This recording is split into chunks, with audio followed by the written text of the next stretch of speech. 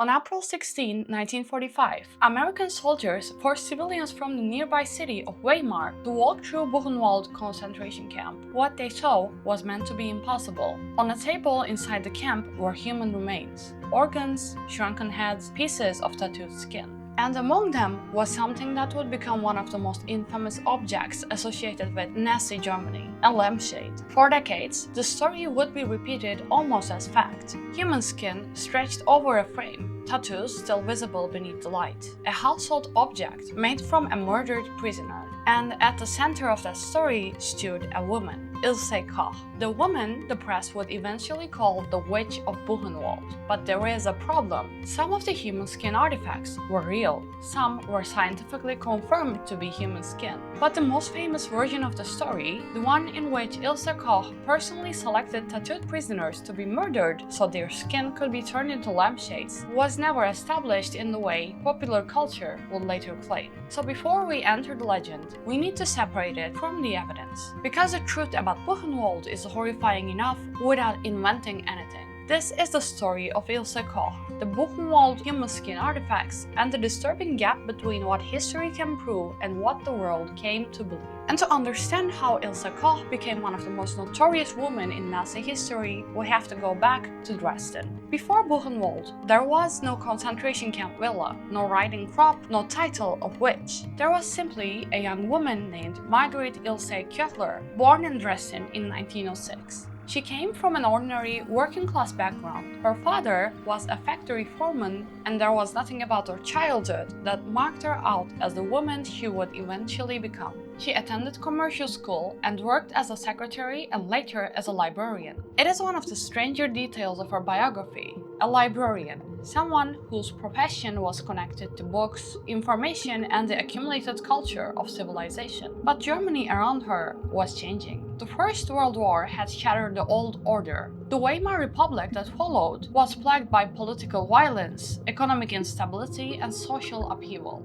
And in that atmosphere, the Nazi movement was growing. In 1932, Ilse joined the Nazi Party. A year later, Adolf Hitler would become the Chancellor of Germany. The transformation of the country was accelerating, and Ilse was moving toward the center of it. Then, in 1934, she met a man who would change the trajectory of her life. His name was Karl Otto Koch. Koch had already entered the concentration camp system and was rising rapidly through the SS. He was ambitious, corrupt, violent, and completely committed to the machinery of Nazi repression. Ilse married him in 1936, and that marriage gave her something she never possessed before: access. Access to the SS, access to power, and eventually access to a world in which ordinary rules simply did not apply. Karl's career took the couple from one concentration camp to another. Their first major posting together was Sachsenhausen, north of Berlin. And this is where the distinction between Ilse Koch, the historical figure, and Ilse Koch, the legend, becomes important. There is substantial evidence of corruption and brutality surrounding the Koch household. The couple lived in considerable comfort while prisoners endured starvation, forced labor, disease, and violence. They benefited from the camp system, they exploited prisoner labor, they accumulated property and luxury goods. But the mythology surrounding Ilse Koch would later become much more specific.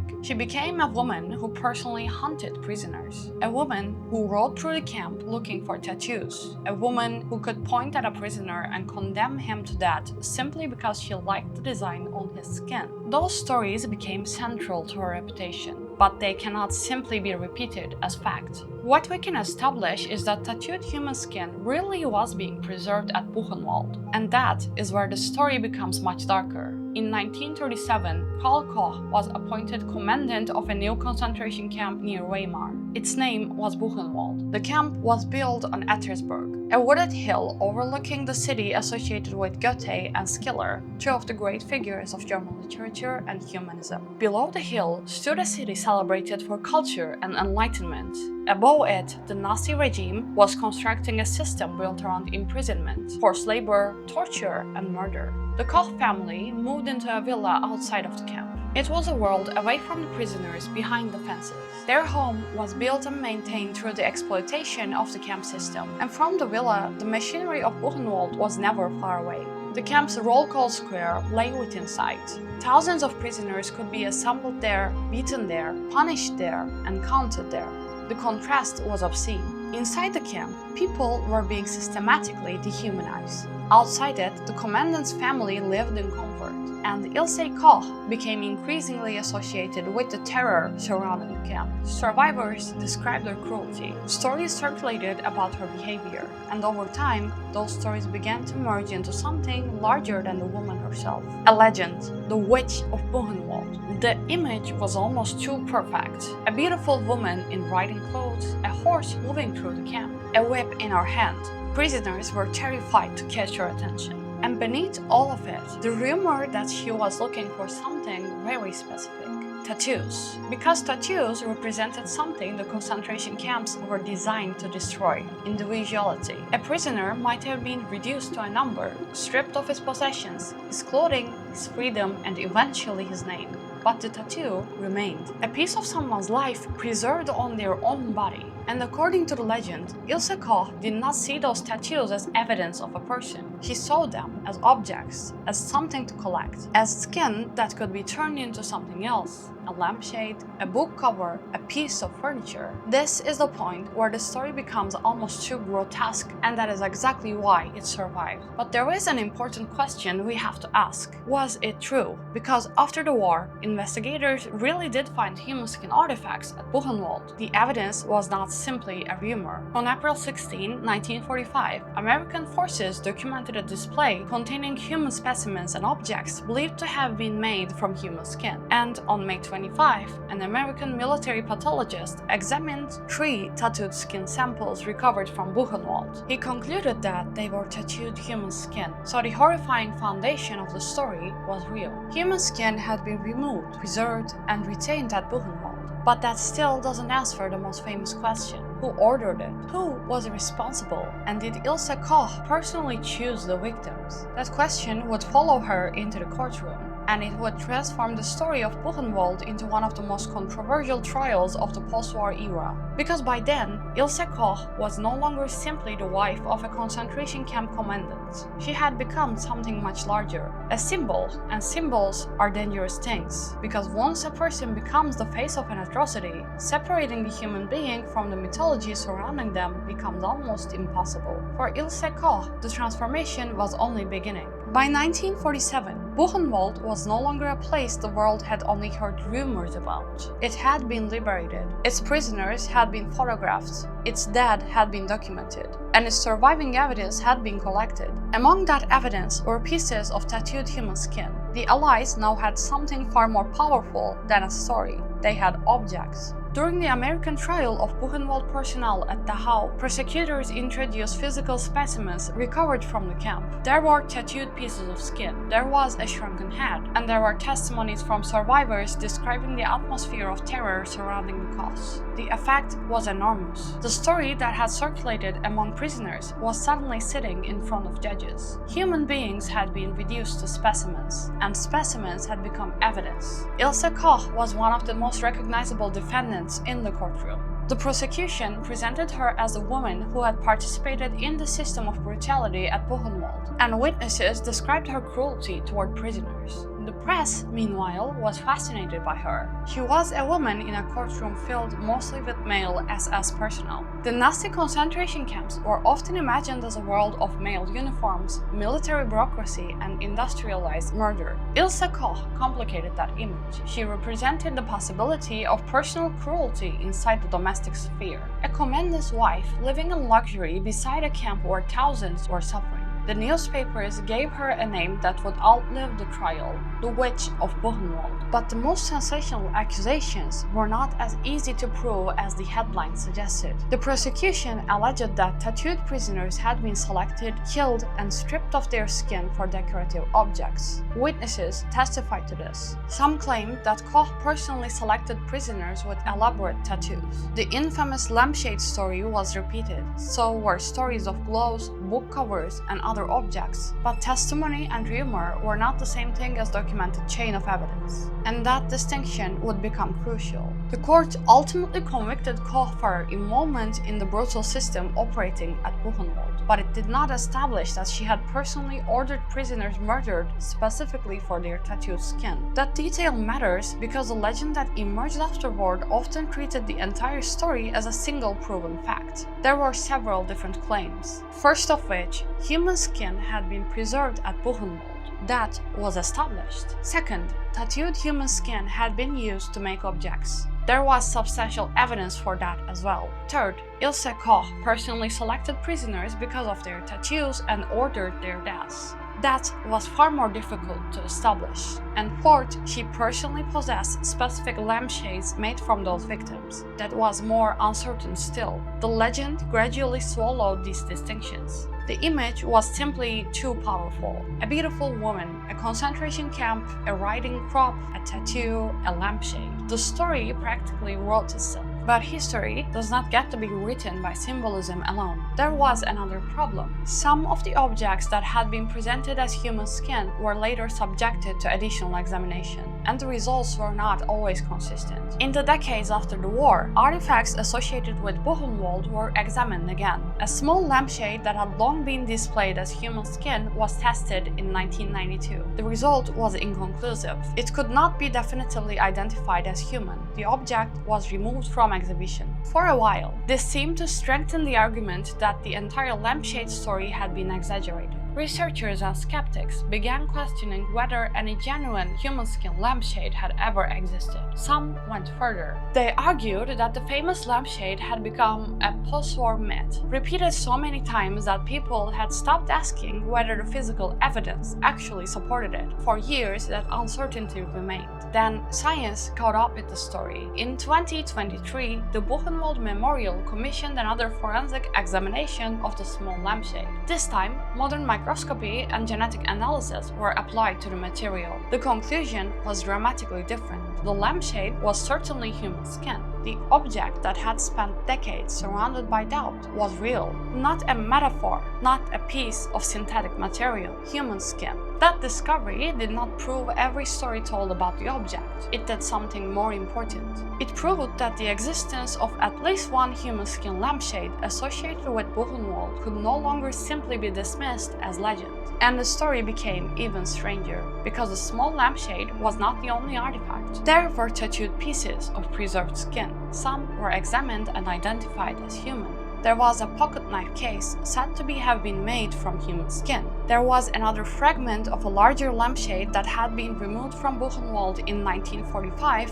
and remained in a British family collection for decades. And there were bookbinding artifacts. In 2020, researchers at the Auschwitz-Birkenau Museum announced the identification of a Nazi-era photo album whose cover was believed to have been made from human skin. Scientific analysis connected the material to another album in the museum's collection. The evidence suggested that both had passed through the same bookbinding workshop, and survivor testimony provided another disturbing piece of the puzzle. Former Buchenwald prisoner Karl described the SS bindery using tattooed human skin for book covers. Suddenly, the story was no longer dependent on one infamous lampshade. There was a broader pattern. The Nazis had preserved tattooed human skin. Some of it was apparently turned into objects, and the practice was connected to the camp's pathology and workshop systems. The exact circumstances surrounding every object remained unclear, but the underlying horror was becoming harder to dismiss. And this is where the story of Ilse Koch becomes especially complicated, because proving that human skin objects existed at Buchenwald does not prove that Ilse Koch personally ordered their creation. The evidence doesn't allow us to make that leap.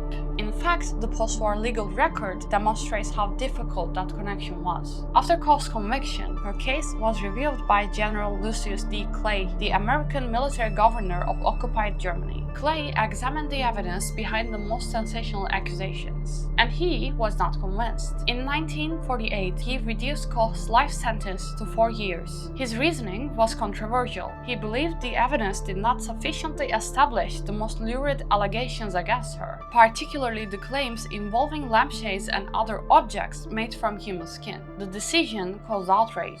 For survivors and many members of the public, it looked as though the woman known as the Witch of Buchenwald was being released because of a technicality. The American Senate eventually investigated the controversy, but there was another problem with the popular story. The original Buchenwald trial itself had never needed to prove that Ilse Koch was personally responsible for making the lampshade. Her conviction rested on the broader evidence of her participation in the criminal system operating at Buchenwald. The lampshade had become a symbol. She was not simply a woman accused of specific crimes. She had become the embodiment of a much larger horror. The stories about her riding through the camp, the stories about tattoos and human skin, the stories about her private life.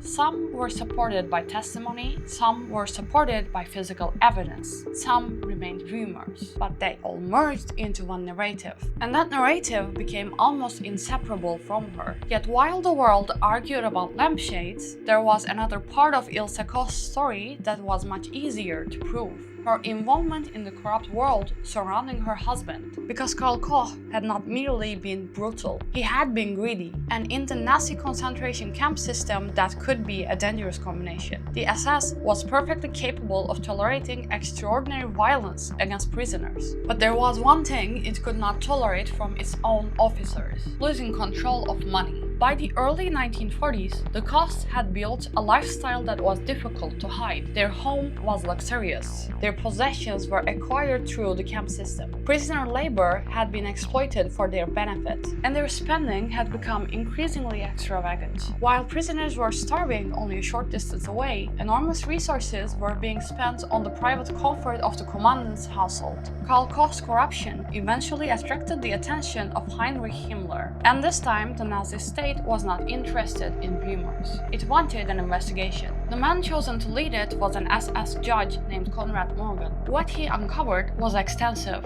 embezzlement, fraud, illegal enrichment, and murders carried out to conceal corruption. The investigation revealed that Koch had used the machinery of Buchenwald not simply to serve Nazi policy, but to enrich himself. That distinction was morally grotesque. The SS had created a system in which human beings could be imprisoned, tortured, exploited, and killed. But even within that system, there were rules about who was allowed to profit. Karl Koch had crossed that line, and now the organization was turning against him. The commandant, who had ruled Buchenwald with near total authority, was suddenly facing an investigation by his own superiors. And for the first time, the Koch household was no longer protected by the system. It was being examined by it. The result would be devastating for Karl, but for Ilse, the story was very different. She had survived the investigation, and she had survived the first attempt by the SS to hold her accountable. Soon, however, the entire Nazi state would collapse around her.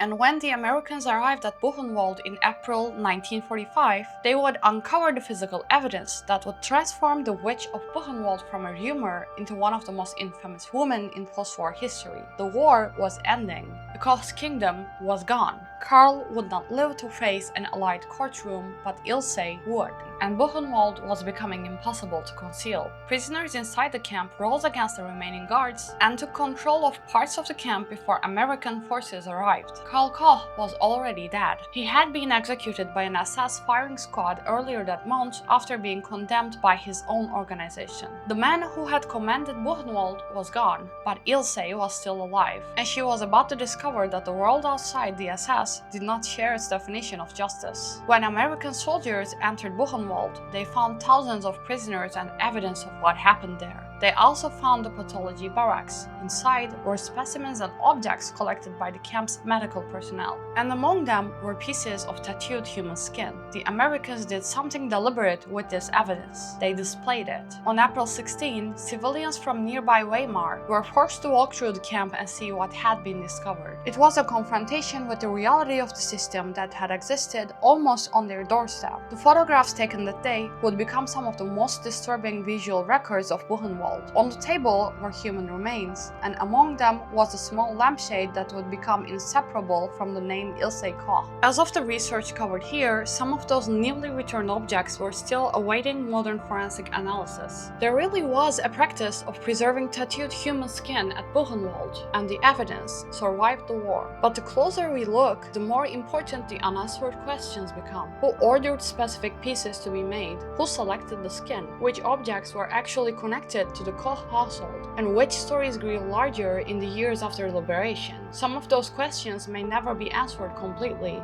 and that brings us back to Ilse Koch, because while the artifacts were being examined, she was facing another courtroom. After General Lucius Clay reduced her American sentence, Koch was not simply allowed to disappear. By 1949, when she was released from American custody, German authorities arrested her almost immediately. This time, she would be tried under German law. The charges were different. The German court focused on murders and incitement to murder committed against prisoners at Buchenwald. And in 1951, Koch was convicted again. She was sentenced to life imprisonment. There would be no second reprieve. The woman who had once lived in a luxurious villa overlooking Buchenwald was now a prisoner herself. Her world had contracted from an SS compound to a prison cell. The horses, the servants, the parties, the power, all were gone. The woman who had once been able to terrify prisoners simply by appearing in the camp now had to answer to prison guards herself. But there was one strange final chapter. While imprisoned, Ilse Koch gave birth to a son. His name was Uwe. The circumstances surrounding his conception were never fully established.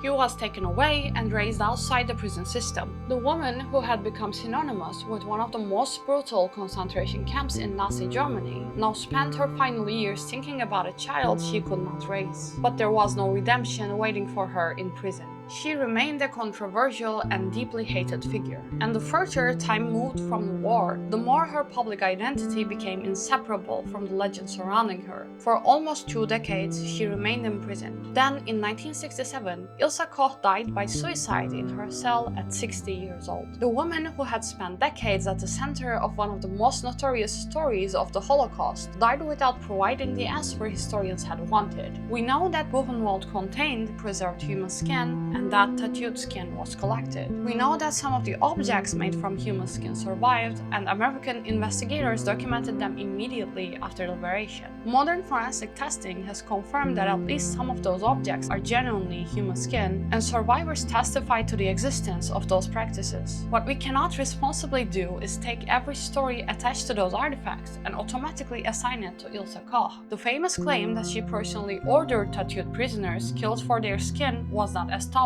by the post-war courts, and the idea that every lampshade associated with Buchenwald belonged to her is simply not supported. The real story may be more disturbing precisely because we do not need the legend. Buchenwald was already a place where human beings were systematically stripped of their identities. They were reduced to numbers. Their possessions were stolen. Their bodies were exploited. Their lives were treated as disposable. And in the pathology department, even the remains of the dead could become specimens. In some cases, pieces of human skin became objects. The lampshade became powerful because it condensed all of this into one image. The Holocaust was carried out on a scale so enormous that it can be difficult for the mind to comprehend.